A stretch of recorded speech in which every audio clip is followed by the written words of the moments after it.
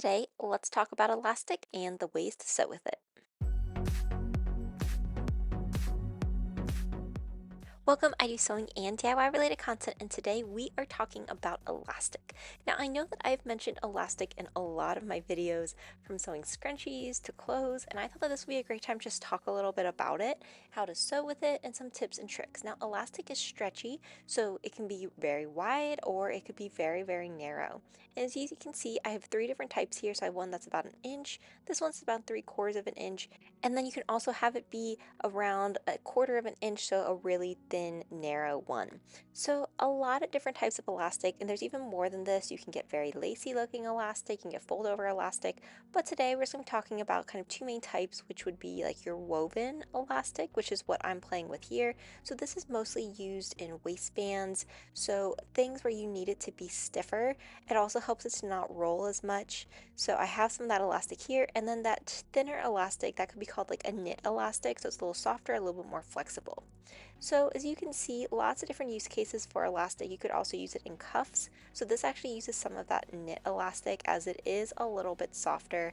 And when we're using elastic, you really want to think about where that use case is going to be going, if it's going to be on a delicate part of your body, or if it's just going to be something like a waistband. Now, for elastic, there are so many different types, like I mentioned before, but you can get it in a lot of different places. So, for example, I had gotten this large spool off Amazon, but you can also get elastic just from your local fabric store. Sometimes they'll be in smaller packages. This one came with like 100 yards, but you could, of course, get it a lot smaller, and then you can get it pre-cut. So for this, you can see like these two that I had, these were cuts that I had gotten from the fabric store and just asked for like 2 yards. Now, for going through and working with this yourself, you would want to use different types of stitches. So specifically using a stretch stitch if you were sewing this into some sort of fabric. You want your elastic to maintain its stretch. So especially if you're using it for a waistband, you don't want that to become hard where it's not going to be working.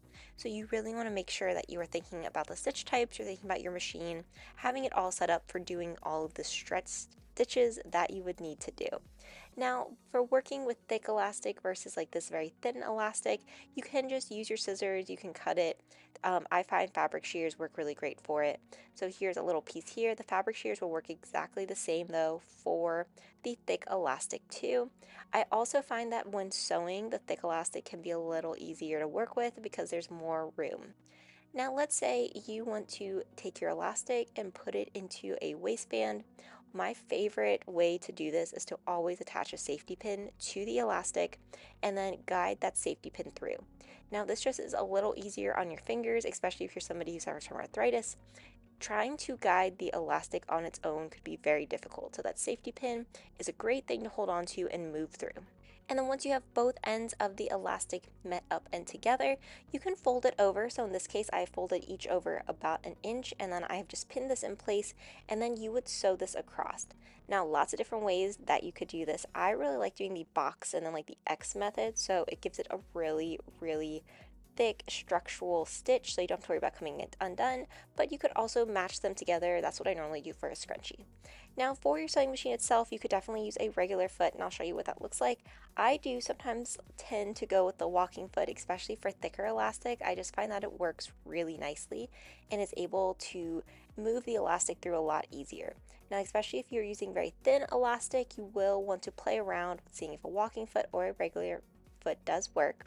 But of course, be sure that you are using some sort of stretch stitch. So in this case, I am using a lightning stitch and then just taking that X and box stitch so that I make sure that the elastic is nice and in place. My biggest piece of advice when you're sewing elastic is you want to go back and forth multiple times. So you can see here, I am sewing the elastic for the scrunchie and just going back and forth multiple times to make sure it is nice and secure. Now for the scrunchie, there will be a couple little ends of the elastic. I just trim that off and then push it back in. So super easy to work with, and then you can do the very similar to the same for if you were doing like a waistband, just trimming the threads. I hope that this video was interesting to you. If it was, let me know. What type of elastic do you use when you are normally working with elastic though? I know there's so many different types, and this was just a really nice little deep dive into the world of elastic. If you enjoyed it, be sure to like, comment, and subscribe, and let me know what you want to see next. Thanks for watching.